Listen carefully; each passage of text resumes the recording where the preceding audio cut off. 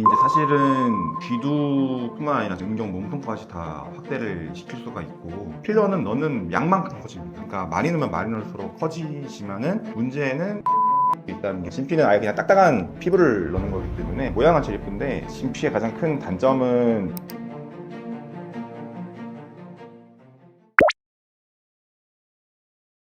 사실 이게 이제 바세린을 바르는 거는 그냥 보습만 하는 거라 의미는 없다 보셔야 되고, 바르는 게 문제가 아니라 이걸 주입하는 사람도 있어요. 그러니까 필러처럼, 저희 필러 이렇게 넣으면 입술도 그렇고 코도 그렇고 커지는 효과를 보잖아요. 그래서 바세린을 주사기에 사서 주입을 하시는 분들이 있고, 이게 생각보다 많습니다. 그래서 이게 실제 질환명에 바셀리노마라고, 바셀린 종이라고 하는 진단명이 따로 있어요. 그러니까 뭐 혈관종, 뭐 지방종 이런 것처럼 바셀린 종이라고 하는 질환명이 있을 정도로 굉장히 많습니다, 건수가. 근데 이거는 사실 미친 짓이라고 저는 생각을 하는데, 일단은 엄청 심각한 부작용이 납니다. 실제로 들어가서 이제 혹을 만들고 염증 반응이 심각해져가지고 나중에는 피부까지 다 썩는 분들도 계시거든요. 그래서 바셀린을 주입을 뭐 바른다, 뭐 건조하면 바르셔도 됩니다. 근데 아무런 효과는 없고요, 그 발기하는 데는. 근데 이제 다만 얘를 주입을 하면 그때부터는 이제 대수술이죠. 네, 대수술입니다. 제가 응급실 볼 때도 한 명 있었는데, 저기 교도소 환자였죠? 교도소, 맞아요. 그래서 결국 수술하고 했는데, 그 사람도 참. 잘 못 살렸던 걸로 기억해요. 네. 그러니까 일반적인 의료 환경에서는 절대 진행이 되지 않는 케이스고요. 바셀린이랑 다른 하나 유명한 게 파라피노라고 하는 파라핀 종이라는 게 있습니다. 양초를 넣는 거예요. 이게 필러를 제대로 처방받는 게 이제 비용적으로 부담이 되니까 본인이 이제 야매죠.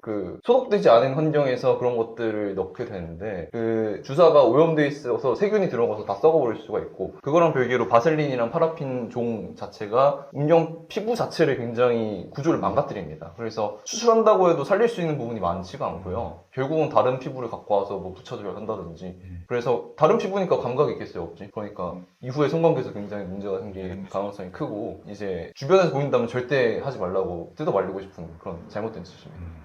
일단은 이제 안에 있는 거를 이제 큐렛이라고 하는 수술 도구가 있는데, 걔가 이제 약간 이렇게 조그만 숟가락, 아주 조그만 숟가락도 생겼어요. 그래서 이걸 다 박박 긁어내는 용인데, 일단은 이걸 다 긁어내야 됩니다. 안에 다 긁어내고, 긁어내면 당연히 이제 피가 막 나지 않을 겁니다. 왜냐면 저희 뭐 땜일 때 피부 이렇게 살짝 빨개지는 것처럼 안도 빨개지는데, 얘가 빨개져야 돼요. 빨개져야지 다시 조직이 나기 때문에 계속 긁는 겁니다. 그래서 살 차올 때까지 긁거나, 그래도 이제 살이 모자라다 그러면은 뭐 허벅지나 다른 데 떼가지고, 이제 진짜 뭐 저희과도 뭐 성형외과랑 같이 수술 많이 하는데, 이제 떼가지고 저희가 또 꺼내주고 이런 완전 대수술로 가게 될 수 있습니다. 네. 거의 누더기가 되는 거죠. 네. 절대 안 저는 진짜 누더기가 된, 정말 표현 그대로 정말 음경이 그냥 누더기가 됩니다, 진짜. 사실 이게 조루에서는 쓰긴 쓰거든요, 저희도. 그러니까 연고 같은 걸 오히려 약간 마취 크림 같은 연고를 써서. 커지는 크림은 아니잖아. 커지는 건 아니고. 그러니까 저희가 처방 내는 것 중에 커지는 목적으로 주는 건 없는 걸로 알고 있고, 저도 사실 이걸 처음 들었는데 찾아보니까 바로는 이제 음경의 혈관을 좀 확장시킬 수 있는 물질이 들어가 있고, 일시적으로 발기부전 약처럼 음경의 혈관을 좀 키우는 크림으로 알고 있는데, 사실은 이제 피부에 발라서 이게 나중에 뭐 피부염이나, 음경 피부도 굉장히 얇기 때문에 굉장히 예민한 피부인데, 거기에 뭔가를 발라서 나중에 피부 쪽에 문제가 생기는 경우가 더 많을 것 같고, 그리고 약보다도 효과도 짧을 것으로 생각이 되는 그런 크림이라, 굳이 이거를 보습 목적이면 오케이지만 굳이 요거를 이제 검증되지 않은 상태에서 하는 게 좋을까라는 생각이 듭니다, 저는. 네. 그리고 근본적으로 이제 발기 크기에 대해서는 사는 목적이 뭐 시각적 만족감이 있겠지만, 어쨌든 내 성기가 너무 왜소하니까 상대방한테 조금 더 채우는 느낌을 주기 위해서 하는 거잖아요. 근데 사실은 그 피부만 두꺼워져봤자 붓는 거거든요. 뭐 예를 들어 벌 같은 데 쏘여보신 분들은 알 거예요. 이제 뭐 붓거든요. 근데 붓는 상황이 이제 손으로 꾹 누르면은 조금 눌려요. 근데 그런 상황이 이제 성관계 때 비슷하게 있다고 보시면 돼요. 제일 핵심이 되는 코어가 되는 부분은 사실 발기 해면체 혈관 덩어리들이 있는데, 걔네는 굉장히 백막이라 하는 질긴 막으로 딱 둘러싸여 있어서 걔네들 쪽으로 막 크림이 들어가서 늙혀준다거나 그런 것들이 사실 불가능하거든요. 그러니까 그 단단한 핵심 코어 밖에 있는 이제 얇은 피부만 조금 붙는다는 건데, 처음에 진입할 때나 조금 불편하게 만들지, 이제 막상 안에서는 이제 정상적인 압력으로 이렇게 좀 눌려가지고, 오히려 큰 차이는 결국 사라지지 않을까, 이런 생각이 있고요. 그럼 그런 크림 말고도 지금, FDA에서 어쨌든 몸에 해는 없다라고 알려진, 그러니까 발기시키는 크림 같은 게 있는 걸로 알고 있어요. 근데 그것도 이제 아마존에 그게 올라와 있어요. 근데 그거를 후기를 보면은 한 반 정도는 아무 효과가 없다. 이거는 화끈거리기만 한다. 이런 게 있거든요. 왜냐면 그 안에 발기약 성분이 없어요. 그냥 박하 이런 이제 화끈하게 만드는 자극하게 해서 이제 성감이랑 비슷한 유사한 느낌을 해서 어째 자극이 오니까 그 발기신경이 스파크가 튀어가지고 발기가 딱 되도록 하는 그런 원리로 진행되는 거라서요. 사실 그거를 하는 게 발기, 소위 말하는 이제 성관계 내내 단단하게 만드는 그런 것들에 영향을 주지 않을 뿐만 아니라 오히려 그 화끈거리는 느낌이 상대방한테 전달이 돼가지고 자기 이거 성병 걸린 거 아니야? 이런 상황이 생길 수도 있으니까요. 그런 것들은 굳이 저 같으면은 그 돈으로 그냥 딴 걸 진료를 보겠습니다. 뭐 네네. 와서 들려보고 약 받는 게 훨씬 낫다 생각합니다. 네네. 이제 사실은 귀두뿐만 아니라 저희 응경 몸통까지 다 확대를 시킬 수가 있고 어떤 물질을 넣냐에 따라서 조금의 차이는 있으실 수는 있으세요. 그래서 귀두 같은 경우는 저희 입술이나 코에 넣는 것처럼 필러를 주로 사용을 하고 필러는 넣는 양만큼 커집니다. 그러니까 많이 넣으면 많이 넣을수록 커지지만은 문제는 둔해질 수 있다는 게 문제 같아요. 실제로 귀두가 굉장히 예민한 이제 장기라고 이제 보셔야 되는데 거기에 이제 아무래도 그런 외부 물질이 들어가다 보면은 점점 더 둔해질 수가 있습니다. 귀두랑 별개로 그 몸통 커지는 것도 관심이 좀 많이 있으실 것 같은데 몸통 키우는 거는 보통 크게 네 가지가 있어요. 예전에 해바라기 수술로 뭐 알려져 있던 그런 요즘에 실리콘 링으로 되어 있는데 그 링을 넣거나 아니면 똑같이 필러를 몸통에다가 넣거나 아니면 돼지 진피, 그러니까 돼지 피부 이식해서 하거나 자가지방 넣는 게 방법들이 몇 가지가 있는데 다 장단점이 있고 요거는 이제 모양에 따라서 조금 수술하시는 집도의 분이 결정을 좀 많이 하시는 편이고요. 그리고 그 필러 자체가 이제 귀두에는 막 뭐 링을 낀다 이런 것들이 굉장히 힘들거든요. 왜냐하면 귀두를 발기해보면 알겠지만은 평소에는 조금 쪼그라들어 있는데 발기했으면 크기가 커지는 이제 해면체 조직으로 되어 있어요. 거기도 이제 스펀지처럼 피가 있으면 빵빵해지고 피가 빠지면 쪼그라드는 그런 조직이거든요. 그래서 그쪽에 이제 필러를 조금 너무 깊숙이 넣으면 다 흡수돼 버립니다. 그 혈관에 녹아 다 흡수돼 버리고 이제 굉장히 얕게 해야 되는 상황인데 그게 굉장히 여러 번 찔러야 되는 그런 상황이 있다. 그렇게 보시면 되고 그럴 경우에는 이제 디자인이 조금 그때그때 어차피 흡수가 될 수 있으니까 달라질 수가 있는데 그럴 때는 이제 중간중간 흡수된 부분은 더 채워놓고 이런 쪽으로 여러 번 방문하셔야 되는 케이스가 있을 수 있으니 그렇게 알고 계시면 되겠습니다. 일단은 필러 자체가 다른 수술들이랑 다르게 필러를 녹이는 약이 있어요. 그래서 조금 뭐 확신을 가지고 오신 분들은 뭐 진피라든지 다른 것들을 조금 안내드리는 편이지만은 이제 뭔가 좋다고는 하는데 막상 커전 모습을 봤으면 좋겠고 그런데 뭐 돌이킬 수 있었으면 좋겠고 이런 분들이 조금 있거든요. 그런 분들은 사실 필러를 해보고 마음에 안 들면 돌려버리면 되니까 그런 분들은 필러가 더 적합하다고 보시죠.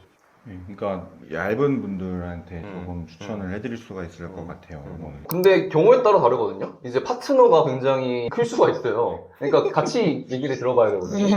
근데 이제 괜찮은데 원하시는 분들 같은 경우는 이게 넓히 있을 경우에 상대방의 통증을 느낄 수가 있다는 걸 반드시 말씀을 드리고 그래도 상대방이 뭔가 지금 상대방이 별로 감각이 없다 그런다 너무 약하다 그런다 이런 얘기를 하시면은 이제 그건 추후에 너무 아프면은 빼드리겠다는 얘기를 하고 그 다음에 진행을 하게 되죠. 이제 남자만 큰 게 중요한 게 아니라 서로 합이 맞아야 되기 때문에 그거는 두 분의 상황을 고려해야 됩니다. 그건.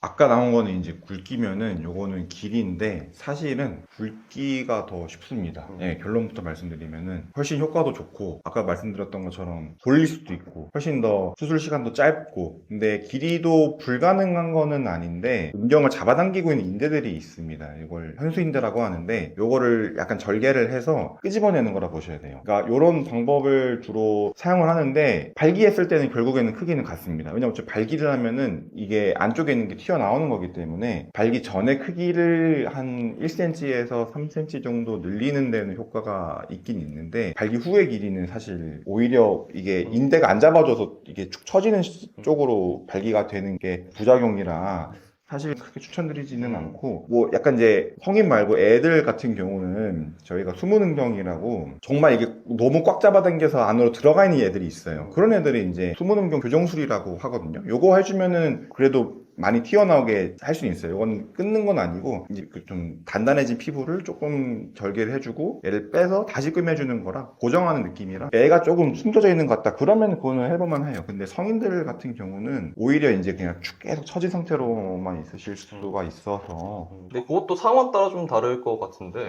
이제 막 소화비만 있으셨다가 쭉 있으셨던 분 같은 경우는 이제 뱃살에 가려져가지고 아래로 봤을 때 성기가 안 보이시는 케이스가 있잖아. 근데 그런 분들 같은 경우는 사실 저게 좀 도움이 될 수 있습니다. 그거랑 현수인대 절제술이랑 이제 하복부 지방을 조금 재배치하는 게 같이 진행이 돼야 될 텐데. 근데 그거는 이제 역시 해면체 자체를 건드려서 성기를 조절하는 건 아닌데 살 때문에 이게 막상 실제 관계에서 문제가 생겨서 그런 케이스 같은 경우는 저런 수술이 도움이 될 수가 있겠죠. 체형까지 확인해보고 그건 상담을 받쳐야 돼요. 그래서 약간 자기가 조금 좀 비만하다 싶으시면은 그 이제 아래 골반 쪽을 살을 눌러보면 숨겨진 게 나오거든요. 차라리 그 수술을 할 바에는 운동하는 게 운동을 하는 게 베스트입니다. 그러니까 이거는 이제 조금 네. 비대해진 분들이 작은 느낌일 때 운동을 해서 살을 빼면 숨겨진 게 나올 게 훨씬 더 나을 것 같습니다. 네.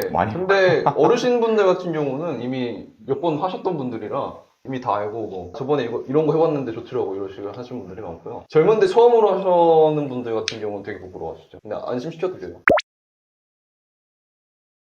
아까도 네 가지 방법 말씀드렸는데 제가 봤을 때 제일 많이 하는 건 필러이고 왜냐면 필러 자체가 마취도 국소 마취 그러니까 주사바늘 몇 번 놔서 하는 마취로도 충분히 할 수 있고 시간도 짧고 이거는 외래로 와서 당일날 그냥 집에 가실 수도 있고 해서 필러를 제일 선호하시는 것 같아요. 그다음은 진피.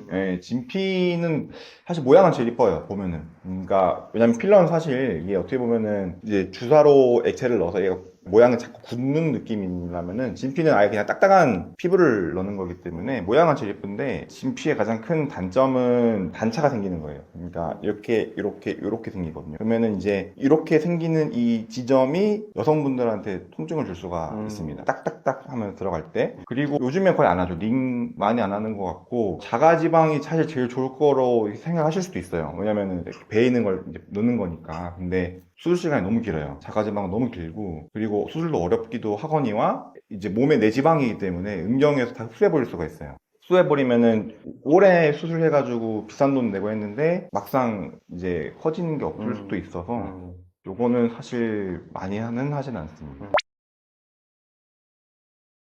그러니까 성기의 난 피부 질환으로 볼 수 있는 것들이 몇 가지가 있는데 제일 이제 많이 오는 게 수포 헤르페스 때문에 날 수 있다 보시면 돼요. 그러니까 입술에도 이렇게 막 주변에 수포 같은 거 피곤하면 나시는 분들 계실 텐데 똑같이 음경이나 이제 귀두 쪽으로 해서 수포가 나는 분들이 있고 이것은 보통 헤르페스인 경우가 많습니다. 그거랑 조금 다르게 생긴 게 이제 곤지름인데 사마귀, 그러니까 성기 사마귀라고 보시면 되고 요거는 이제 HPV라고 하는 그 인간 유두동 바이러스에 의한 그런 피부병이라 보시면 되고 여성분들한테는 자궁 경부암을 일으킬 수 있다고도 알려져 있습니다. 그리고 궤양, 그러니까 피부가 까져서 페인 느낌으로 올 수가 있는데 헤르페스 수포가 터져가지고 궤양처럼 보일 수도 있고요. 아니면은 매독이 이제 1기 매독, 완전 초기 매독은 성기 쪽에 이런 게 좀 올 수가 있습니다. 또 전신에 발진이 있는데 이제 전신 2기 매독으로 나오시는 분들도 생각보다 좀 있는 편이셨고요. 그리고 HPV 같은 경우는 이제 막 자궁 경부암이니까 남의 일이겠지 이렇게 한다고 내버려두면 안 되는 게 경우에 따라 이게 고위험 HPV랑 저위험 HPV 두 개가 있거든요. 고위험이라는 건 암을 일으키는 놈들. 결국 냅두면은 이제 그쪽 피부에 암을 유발할 수가 있고요. 그리고 다른 문제가 이제 성관계를 하다가 이제 조금 소위 말하는 구강성교하는 케이스가 있을 수 있잖아요. 근데 문제는 얘네들이 이제 구강암을 일으킵니다. 이 바이러스가 살아있는 상태로 구강에 들어가면은 편도암이나 구강암, 인두암, 후두암 이런 것들이 유발하기 때문에 이런 바이러스들을 키우고 양식하는 건 사실 정말 좋지 않아요. 그래서 보이면은 바로 오셔야 되고 크기가 작더라도 이제 퍼지지 않고 조기에 진압하는 게 훨씬 좋으니까 그렇게 알고 보시면 돼요. 보면은 저희가 피부에서 다 나가서 원인균을 확인할 수가 있고 또 뭐 연성화감이라고 되게 조금 드문 질환도 있긴 있습니다. 그래서 이런 것들을 좀 확인을 하실 수가 있고 이게 막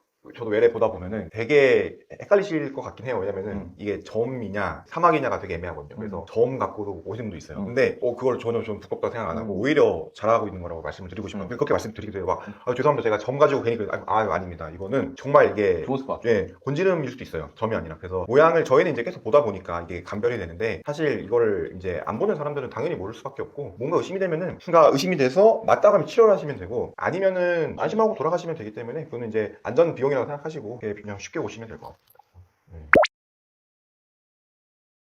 그러니까 헤르페스가 굉장히 흔하다는 걸 의미를 하는데 일단은 바이러스라고 보셔야 되고요. 바이러스가 이제 수포를 만드는 건데 흔히 알려져 있는 게 1형이랑 2형이 있고 1형은 보통 입술 쪽 헤르페스를 만들고 2형은 이제 여성분들은 질 쪽이나 외음부 쪽, 남성분들은 성기, 귀루 이런 쪽에 조금 수포를 만들 수가 있는데 꼭 입에 있다고 1형이 아니고 성기에 있다고 2형은 아닙니다. 아까도 뭐 얘기했지만은 구강성교 비율이 점점 늘고 있기 때문에 1형이 성기에 날 수도 있고 2형이 입술에도 날 수 있습니다. 그래서 이거를 분류하느냐는 사실 크게 의미는 없어요. 그러니까 구강 성교를 뭐 섹스로 볼 거냐 말 거냐도 애매한 부분도 있고 사실. 그래서 요거를 뭐 1형은 뭐 성병이 아니네, 2형은 성병이네 이런 거 보기도 애매해요. 그리고 요건 한번 걸리면 안 낫습니다. 그러니까 몸에 신경절에 이제 매복을 해서 피곤하고 스트레스 받을 때마다 나는 거라 보셔야 되고 그럴 때마다 이제 약을 먹어서 바이러스의 이런 활성도를 좀 줄이고 피부에 좀 수포 같은 거 할 때 연고 같은 거 발라서 좀 도움이 될 수가 있고요. 그리고 얼마 전에도 그런데 이제 헤르페스가 진단이 되어서 이게 결혼을 못하는 거 아니냐, 임신을 못하는 거 아니냐 이런 거 물어보시는 분들이 좀 있었어요. 사실 그렇진 않고요. 근데 이제 물론 이제 배우자에게 헤르페스가 걸렸다는 얘기를 말해줘야 되는 건 맞아요, 법적으로. 근데 그렇다고 해서 뭐 이게 그 재발을 계속하기 때문에 완치가 좀 어렵다, 안 된다는 거지. 이제 약을 재발할 때마다 잘 드시게 되면 증상이 잘 조절이 돼서 상대방한테 옮길 가능성이 굉장히 떨어뜨릴 수가 있거든요. 이제 문제가 되는 거는 이제 임신 도중에 이제 헤르페스가 걸렸을 때는 아기가 있는 상태니까 뭐 약 쓰기도 힘들고 이런 상태라 가지고 뭐 아기가 그 상태로 태어나 버리면 헤르페스가 아기한테 넘어가고 이런 것들이 문제가 되는 건데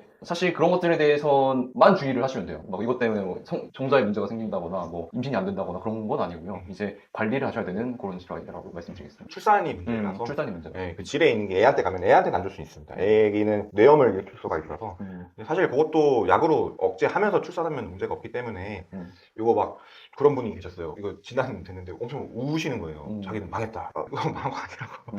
이제 인류의 절반을 다 망하게 하셨다. 이런 느낌이 들 정도로 괜찮습니다. 그래서 물론 귀찮기는 하실 거예요. 그러니까 재발할 때마다 와서 약 받고 쓰라리고 아프고 하실 수도 있는데 죽을 병은 아니고 귀찮은 병이죠. 다만 컨디션 관리를 굉장히 유의하셔야 되고 환자분들 중에서도 막 그 출장이나 음주가 어쩔 수 없이 직장 때문에 많이 하셔야 되는 분들 그런 분들 10번 20번씩 재발을 해요. 근데 그런 분들이 아니고 정상적으로 생활을 하신 분들은 그러니까 재발하신 분들 중에 그렇게 그런 케이스는 생활 습관의 문제든지 아니면 실제로 면역력이 저하되는 당뇨라든지 다른 합병증이 동반돼 있든지 이런 케이스가 아니면 사실 그렇게 재발이 잦진 않습니다. 이론적으로는 걸리고 평생 모른 상태로 네네. 그냥 죽을 수 있습니다. 네네. 예, 이게 안 나오면. 일단 통계적으로는 뭐 늘고 있는 추세라고는 하는데 이제 성병의 특징상 그 병원에 안 오세요. 그게 문제입니다. 이제 조금 시간 지나면 낫겠지 하시면서 하다가 자연 치유되는 케이스가 조금 있을 수 있어요. 근데 그동안 이제 안에 어떤 후유증이 남길지 모르겠지만 근데 그런 것들이 있어서 조금 이제 가려진 부분들이 조금 있어서 막 100%다 확인됐다고 보기는 좀 어려울 것 같아요. 그런 것뿐만 아니라 요도에 그냥 균 같은 거 살고 있는 경우도 굉장히 많은데 사실 그냥 약 먹고 다 제균할 수 있는 간단한 균들이기 때문에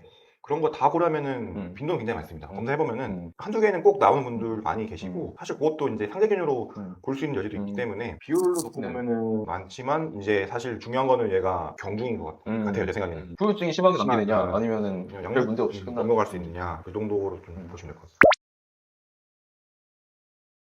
사실은 이제 저는 설명드릴 때 확률이라고 말씀을 드리거든요. 그러니까 에이즈에 걸린 사람과 한 번을 하냐 100번을 하냐 이게 차이가 한 번 할 때마다 걸리는 확률이 올라가는 거라고 보셔야 돼요. 그래서 꼭 한 번 한다고 꼭 다 옮기느냐 그런 거는 아니고 뭐 쉽게 생각해보면은 제가 예시로 든 게 이제 최근에 오징어 게임 2에서 러시안 룰렛 하는 거 되게 인상 깊게 봤는데 총알 이제 6분의 1 확률이라고 하잖아요. 근데 당연히 이제 서로 권총을 돌리다 보면은 맞을 확률이 더 올라가는 게 당연하게 이제 생각을 해보면은 성병도 그런 쪽으로 보시면 됩니다. 그래서 한 번 삽입한다고 꼭 다 걸리냐 그러지는 않고 성병에 걸린 사람들이랑 자주 관계를 맺으면은 그럴 때 이제 그 확률이 더 올라갈 수가 있다 이렇게 보시면 되고요. 아니면 또 다양한 사람들이랑 할 때도 올라갈 수가 있고요. 그래서 그런 음지에서 일하시는 분들이 뭔가 다양하게 하시는 분들이 조금 더 확률적으로는 잘 걸릴 수 있다 이렇게 보시면 될 것 같습니다. 콘돔이 그리고 상당히 많은 부분을 예방을 해서 뭐 콘돔 끼고 이제 안전한 파트너랑 얘기했을 때는 사실 그렇게 가능성이 높진 않고요. 뭐 콘돔을 잘못 꼈다든지 하다가 벗겨졌다든지 아니면은 이제 하는 방법이 좀 비정상적이라든지 이런 케이스가 아니라면은 이제 성관계 자체가 무조건 성병을 유발하고 이런 것들은 아닌 것 같아요. 좀 피임기구만 잘 쓰면은 많은 부분이 예방할 수 있다. 이게 장복기가 균마다 조금씩 다 다른데 이제 요도의 염증을 일으키는 걸 알려진 균들 뭐 대표적인 게 이제 ing질균이나 클라미디아균 같은 게 있는데 그런 것들은 1, 2주 이내면 거의 대부분 검출이 됩니다. 소변으로 검사를 나가실 수가 있고요. 아까 처음에도 나왔던 피부 질환 있는 이제 뭐 매독이나 헤르페스 같은 경우는 피부에 있으면 피부에서 검체를 채취하면 됩니다. 요거는 그냥 생기면 오시면 되고 증상이 없는 그런 잠복기의 시기에서는 피 검사로 검사를 나가야 되는데 이제 몸에 항체가 생기는 게 시간이 조금 걸릴 수가 있습니다. 그래서 저희가 러프하게 말씀드리면은 보통 외래에서는 뭐 한 달에서 뭐 한 달 반 정도 말씀을 드리고 그래도 불안하다 싶으면 3개월까지도 와서 검사를 해볼 수는 있다라고 말씀을 드리고요. 에이즈 같은 경우도 바로 걸리는 게 아니라 잠복기가 있기 때문에 한 달에서 3달 정도 있다가 검사를 하시는 것이 좋습니다. 그러니까 같은 질환이라도 검사하는 방법이 다 다르고 균별로 잠복기가 다 다르기 때문에 이게 어떤 검사를 하냐, 뭐 소변 검사를 하냐, 피 검사를 하냐, 피부 검사를 하냐에 따라서도 다를 수 있다. 이렇게 좀 알고 계시면 될 것 같습니다. 이런 것들이 있어서 사실 이제 몇 가지 여쭤보는 게 있거든요. 마지막으로 성관계 하신 게 혼동 없이 성관계 하신 게 언제쯤 되시냐, 그리고 상대방은 증상 있으시냐, 이런 것들을 여쭤보는데 이거를 막 되게 민망해하시는 분들이 많더라고요. 근데 이거 환자분의 평소 생활을 물어보고자 하는 게 아니고 이런 것들을 통해 가지고 어떤 검사까지 저희가 해드려야 될지를 여쭤보고자 하는 거니까 그리고 이런 환자분들 많이 보니까요. 그냥 편하게 말씀해 주시면 감사하겠습니다. 뭐 헤르페스 걸린 사람이랑 뭐 혼동 없이 관계를 했는데 다음날 바로 오신 분들이 계세요. 그럼 안 나옵니다. 네. 나올 수가 없어요. 시간이 너무 짧습니다. 그러니까 그래서 제가 물어보는 거고 저는 그런 것도 물어봐요. 여행 갔다 오신 분. 말 안 하려고 하죠. 네, 베트남, 태국 뭐 그러니까 일본도 그렇고 이제 그런 성병이 유행하는 어느 병이 유행하느냐가 이제 나라별로 좀 다르기 때문에 그런 것도 저희가 좀 확인을 하는 편입니다. 그런 분들도 있으시지. 이제 말을 하기 되게 민망하셔서 이제 뭐 실수로 봤다 이런 얘기를 하신 분들이 있는데 그냥 편하게 말씀해 주시면 됩니다. 저희는 하도 많이 오기 때문에 오히려 진단이 되게 어려워지기 때문에 이제 솔직히 말씀해 주시면 절대 유출시키지 않습니다. 일단은 제일 사실 안전한 거는 제균 확인될 때까지는 금욕을 하시는 게 안전합니다. 요도에 염증 일으키는 균들은 뭐 계속 말씀드렸던 것처럼 항생제 치료만으로 쉽게 완치가 됩니다. 일주일 먹는 약도 있고 한 번 먹는 약도 있고 뭐 3일 먹는 약도 있고 종류 다양한데 약 먹고 와서 검사해서 균 사라진 거 확인되면은 그 다음부터는 또 관계하시는 문제는 없으세요. 근데 다만 이제 헤르페스 같은 경우는 사실 이제 완치는 안 되기 때문에 고지를 하시는 것이 중요하고 피부 쪽에 증상이 없는 상태에서는 서로 합의하에 하시는 건 문제 없다고 보시면 되고요. 뭐 HPV 같은 경우도 마찬가지이지만 HPV 같은 경우는 이제 본질은 보이면 저희가 레이저로 다 지지고 태우는데 요거 암을 때까지는 금욕하시는 게 좋으시고요. 근데 그런 분이 있긴 있었어요. 그러니까 그 애기 가지는 날 숙제일 직전에 건기름 생겨가지고 오셔서 고민하다가 콘돔에 구멍 뚫고 하라고는 말씀드렸었습니다. 너무 꼭 해야 된다면 그날에 꼭 해야 된다면 그러면은 레이저로 지진 부분은 여자 질에 안 닿게 그냥 구멍 뚫고 해봐라 이 정도는 말씀드렸는데 그것도 사실 공고 드리는 건 아니에요. 그것도 사실은 야매고 사실 어떻게 보면 뚫렸기 때문에 이게 옮을 수 있습니다. 그것도. 확률이 낮아졌을 뿐이지 0%는 0% 아니니까. 뭐 무조건 해야 된다 하면 뭐 우리가 뭐 그분을 묶어대 주는 것도 아니고 어쩔 수 없는. 네, 뭐 그런 배란 유도제 맞는 분들도 계셔가지고 그런 거 하루하루가 소중하니까 꼭 이세를 갖는 미션이 있는 게 아니면 피하신 게 낫습니다. 예. 그리고 에이즈 같은 경우도 이제 이건 제가 이제 감염내과 교수님한테 들은 얘기인데 이게 엄청 무시무시한 질환으로 다들 알고 계실 텐데 에이즈 같은 경우도 요즘에 약이 잘 나와 있거든요. 그래서 옛날처럼 가수 퀸의 프레디 머큐리가 죽었잖아요, 에이즈 때문에. 근데 이제 요즘에는 바이러스를 억제하는 약들이 잘 나와 있어서 바이러스가 억제가 되면은 사실 피임을 안 해도 전염력은 없다고는 하시더라고요. 근데 사실 대신에 이제 상대방도 그 에이즈인 분과 정기적으로 성관계 가지시는 분이 먹는 에이즈 예방약이 또 따로 있거든요. PRE 비프랩이라고 하는데 그런 것들도 이제 그 일반 병원에는 없어요. 그건 굉장히 큰 병원에 병원급에서 이제 그런 감염내과가 에이즈 전문으로 오시는 분들은 그런 것도 처방을 해주시니까 만약에 내 파트너가 에이즈이고 성관계를 어쨌든 계속 해야 되는 상황이다 이런 경우는 에이즈 전문 감염내과가 있는 병원에 한번 가보시는 게 도움이 되겠습니다. 무조건 가셔야 됩니다. 무조건. 그러니까 일단은 증상이 없더라도 뭐 의심되는 관계가 있거나 아니면 피임이 없는 관계가 있었다면 그리고 뭐 상대방이 뭐 질염 증상이 있다면 이런 경우가 있을 때는 무조건 진료를 보셔야 되고 뭐 어떻게 그 자가 진단 키트를 구하시는 분들도 있더라고요. 사실은 거기에 나와도 이제 PCR 검사를 정확하게 돌리는 게 중요하기 때문에 확진은 병원에서 이제 하셔야 됩니다. 그래서 자가 치료를 이제 한다고는 하는데 오히려 약제 부작용이 올 수도 있을 뿐만이 아니라 좀 어려운 그 균 이름일 텐데 그 마이코플라즈마 제니탈리움이라는 균이 있습니다. 요게 요즘에 또 우리나라에서 굉장히 약제 내성이 많아진 그런 균인데 요게 이제 약제 내성이 생겨서 먹어도 제균이 안 되면은 그러니까 전신으로 퍼지는 게 문제가 되실 수가 있으세요. 그래서 눈이나 심장, 뇌, 간, 피부 등등 전신으로 퍼질 수가 있어서 요거를 조기에 잡는 게 중요하고 특히나 그런 관계 고위험군 뭐 접대를 하시는 분이거나 아니면은 그런 직업군에 있는 분들은 정기적으로 검진을 받으셔야 되는 게 특정 다수랑 하기 때문에 언제 어느 균이 나한테 올지는 모릅니다. 그래서 그런 분들은 이게 또 정말 뭐 매독 같은 경우도 이게 심장이나 이제 뇌로 가는 궁금한 걸 제가 이제 3기 매독이라 하는데 이거부터 정말 답이 없습니다. 이거는 이제 2주 내내 항생제 주사 받고 있어야 되고 해도 후유증이 굉장히 큽니다. 근데 그냥 3기에만 있을 때는 주사 한 번 맞으면 치료가 끝나거든요. 그러니까 정기적으로 검진을 받아야 되는 고위험군이시거나 아니면 의심되는 관계가 있으시면 무조건 오셔야 됩니다. 이거는 뭐 말하고 닳도록 얘기를 저희 해는 생각합니다. 그러니까 성병이 원인이 한 가지가 아니라 수많은 균이 원인이기 때문에 거기에 맞는 약을 적정한 기간 동안 딱 써야 이제 항생제 내성 같은 상황이 안 발생하고 딱 맞춰 치료가 되는데 그냥 어림짐작으로 이렇게 치료를 하다가는 오히려 죽어야 될 균은 안 죽고 멀쩡한 균이 죽게 되고 그래서 오히려 멀쩡한 균이 자기가 있을 자리가 넓고 좋으니까 더 커지고 이런 이상한 상황이 발생할 수가 있으니까요. 이제 오셔가지고 꼭 바로 검사 결과에 따라서 알맞은 처방을 받으시는 게 제일 중요하다고 말씀드리겠습니다. 또 그 제일 많이 쓰는 항생제가 이제 도키사이클린이라고 하는데 이게 여드름 약이랑은 아예 병용 금기입니다. 되게 엄청난 약제 반응이 있기 때문에 근데 이런 걸 사실 당연히 모르기 때문에 여드름 약 먹고 있는데 이거 그냥 알아서 구해서 먹으면은 정말 문제가 더 커질 수도 있기 때문에 그런 거 다 감안해서 신경하죠. 네, 신경 써서 진료 보셔야 됩니다. 위험한 접촉이 있었으면은 권고드립니다. 그러니까 정확히 말하면 이제 우연히 만난 원나잇이라죠. 그런데 뭔가 상대방이 같이 있는데 파트너는 괜찮아. 왜냐면 내 파트너는 꾸준히 만나니까 증상이 나타나면 나한테 알려줄 거 아니에요. 이런 건 괜찮은데 사실 이제 원나잇 상대방은 이제 뭐 다음 날에 뭐 갑자기 막 성기에서 이상한 냄새가 나면서 할 수도 있는 상황인데 그런 것들이 추적이 안 되잖아요. 그러니까 그런 상황에서는 검사를 한번 하는 걸 권고드리고 그런 거 아니고 내 성관계했던 파트너가 이후에 나랑 계속 만나서 그 이후로 아무 문제가 없었다 하시면은 이제 크게 걱정 안 하셔도 돼요. 저희가 이번에 책을 하나 썼는데요. 요로 개혁이라는 내용이고 교과서 내용에 기반해서 이제 최대한 쉽게 썼습니다. 이유는 제가 지금 일하고 있는 강남가대 비뇨기과가 이제 이수역 시장 앞이거든요. 그래서 어르신들이 굉장히 많이 오세요. 그래서 어려운 말을 의학 용어를 쓰면은 대부분 좀 못 알아들으시고 굉장히 풀어 설명해야 이제 알아들으시더라고요. 근데 시중에 나와 있는 책들이 하나하나 좀 어렵게 써 있습니다. 이번에 자료 조사하면서 본 건데 그래서 그런 것들에 있어서 되게 비뇨기과가 접근성이 떨어지지 않았나 이런 생각을 좀 하게 돼서 모든 단어를 최대한 쉽게 해서 뭐 초등학생이 읽을 정도로 굉장히 쉽게 썼으니까요. 그런 것들 이제 소변 관련해서 조금 궁금한 게 있으셨다면 읽어보셨으면 좋겠습니다. 그리고 쓰게 된 이유 다른 하나는 이제 저희 병원에 오시는 여성 환자분들이 이제 소변 문제가 비뇨기과인지 몰랐었어요. 이렇게 말씀을 많이 하세요. 근데 비뇨기과가 옛날에 이름이었는데 이제 몇 년 전에 비뇨의학과로 이름을 바꿨거든요. 이름은 소변 관련해서 사실 모두 보는 과가 비뇨의학이기 때문에 그 성기만 조금 다룬다고 착각하시는 분들이 많았어서 그런 것들 인식을 개선하기 위해서 이름이 바뀌었었고요. 저희는 이제 콩팥부터 이제 방광, 소변, 전립선 이제 까지 감염도 다 보고 교육도 보고 전문적 다 봐드리는 과이기 때문에 어쨌든 소변 관련해서 뭔가 이상한 느낌이 있으시면은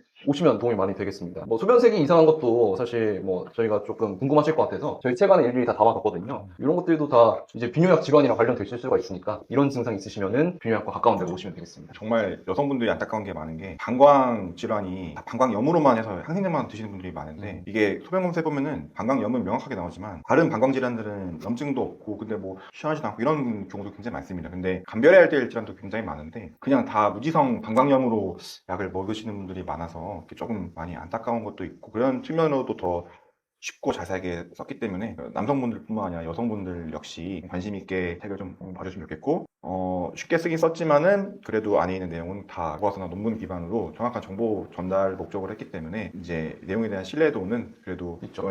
너무 열심히 잘 쓰시죠. 그러니까 내용이 쉽다고 꼭 부정한 거랑은 네. 별개인 것처럼 네. 그쪽으로는 믿고 한번 읽어보시면 좋을 것 같습니다. 감사합니다.